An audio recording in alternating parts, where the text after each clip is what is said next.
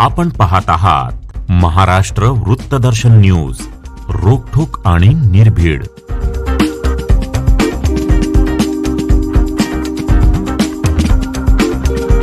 त्यामध्ये इतक्या खालच्या भाषेत या सारेका शिंदे यांनी बोललेलं मी ऐकलं. मला वाईट वाटलं की इतक्या खालच्या दर्जाची टीका एखाद्या गावची लोकनियुक्त सरपंच महिला करू शकते याचं मला आश्चर्य वाटलं.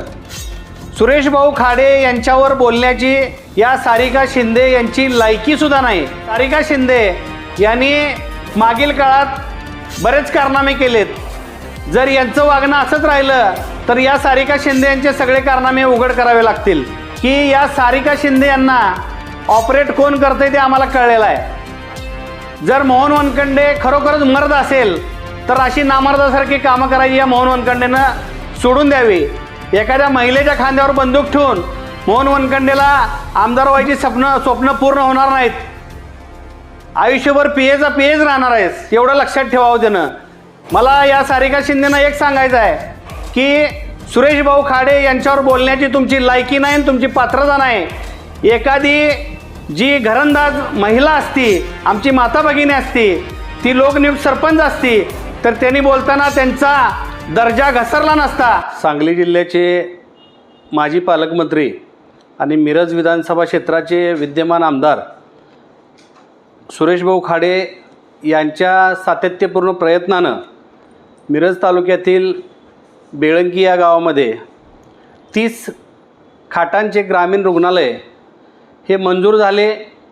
त्यामध्ये सुरेश भाऊ खाडेंनी वेळोवेळी प्रयत्न करून 15 कोटी ते 16 कोटी रुपये निधी आणला आणि त्या निधीच्या अनुषंगानं एक भव्य दिव्य मिरज पूर्व भागातील गोरगरीब जनतेच्या उपचारासाठी असं चांगलं रुग्णालय तिथं उभं राहिलेलं आहे.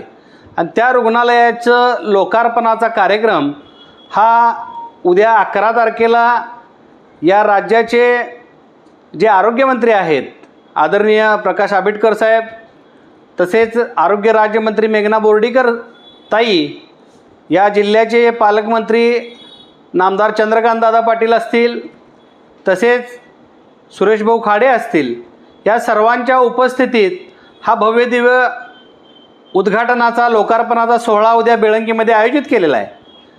या आयोजित केलेल्या कार्यक्रमाच्या अनुषंगानं शासनाचा हा कार्यक्रम असल्यामुळं शासनाच्या पत्रिकेमध्ये बेळंकीच्या विद्यमान सरपंच सारिका शिंदे यांचं नाव शासनातील कर्मचाऱ्यांच्या अधिकाऱ्यांच्या चुकीमुळं राहून गेलं असावं.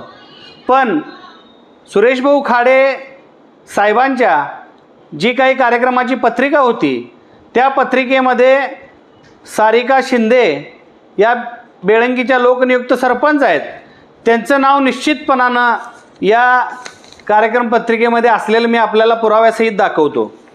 पण आज दुपारी या बेळंकीच्या सरपंच सारिका शिंदे यांनी एका न्यूज चॅनलच्या प्रतिनिधीसोबत फोन कॉलवर बोलतानाचं रेकॉर्डिंग त्या चॅनलवाल्याने आज प्रसारित केलं आणि त्यामध्ये इतक्या खालच्या भाषेत या सारिका शिंदे यांनी बोललेलं मी ऐकलं की मी सुद्धा सुरेश भाऊ खाडेंचा विरोधक होतो, पण विरोध कशासाठी करायचा त्याला पण काहीतरी कारण लागतं.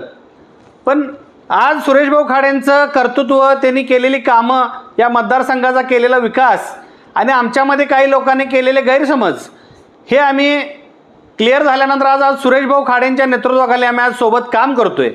मला वाईट वाटलं की इतक्या खालच्या दर्जाची टीका एखाद्या गावची लोकनियुक्त सरपंच महिला करू शकते याचं मला आश्चर्य वाटलं. सुरेश भाऊ खाडे यांच्यावर बोलण्याची या सारिका शिंदे यांची लायकीसुद्धा नाही, मी स्पष्टपणे सांगतो. कारण सारिका शिंदे यांनी मागील काळात बरेच कारनामे केलेत. जर यांचं वागणं असंच राहिलं तर या सारिका शिंदे यांचे सगळे कारनामे उघड करावे लागतील. मला सांगा, बेळंकीमध्ये भारतीय जनता पक्षाच्या पाठिंब्यावर या लोकनियुक्त सरपंच झाल्या. त्यांना सुरेश भाऊ खाडेंनी त्यांच्या कार्यकाळामध्ये एकूण 23,76,50,000 रुपयांचा निधी ह्या बेळंकी गावाच्या विकासासाठी दिलेला आहे.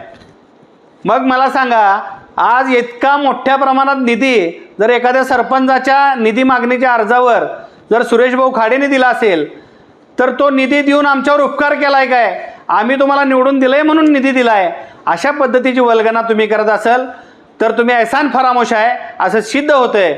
दुसरा विषय असा की या सारिका शिंदे यांना ऑपरेट कोण करतं आहे ते आम्हाला कळलेलं आहे. जर मोहन वनखंडे खरोखरच मर्द असेल तर अशी नामर्दासारखी कामं करायची या मोहन वनखंडेनं सोडून द्यावी. एखाद्या महिलेच्या खांद्यावर बंदूक ठेवून मोहन वनखंडेला आमदार व्हायची स्वप्न पूर्ण होणार नाहीत. आयुष्यभर पीएचा पीएच राहणार आहेस, एवढं लक्षात ठेवावं त्यानं. मला या सारिका शिंदेनं एक सांगायचं आहे की सुरेशभाऊ खाडे यांच्यावर बोलण्याची तुमची लायकी नाही, तुमची पात्रता नाही. एखादी जी घरंदाज महिला असती, आमची माता भगिनी असती, ती लोकनियुक्त सरपंच असती, तर त्यांनी बोलताना त्यांचा दर्जा घसरला नसता, शब्द मर्यादा सोडली नसती. पण तुम्ही जे बोलला ते शब्द मर्यादा सोडून आणि तुमच्या पात्रतेच्या बाहेरचं बोलला. त्यामुळं तुमचा मी निषेध करतो आणि याच्यापुढं तुम्हाला एक आव्हान करतो. सुरेशभाऊ खाडे यांच्यावर बोलताना या वनखंडेसारख्या या बाजारभुणग्यांच्या सुपारीवर जर तुम्ही बोलायला गेला तर ह्याच्यापुढं जशाच तसं उत्तर दिलं जाईल असा स्पष्टपणे इशारा देतो. जय भीम, जय भारत, जय जिजाऊ, जय शिवराय.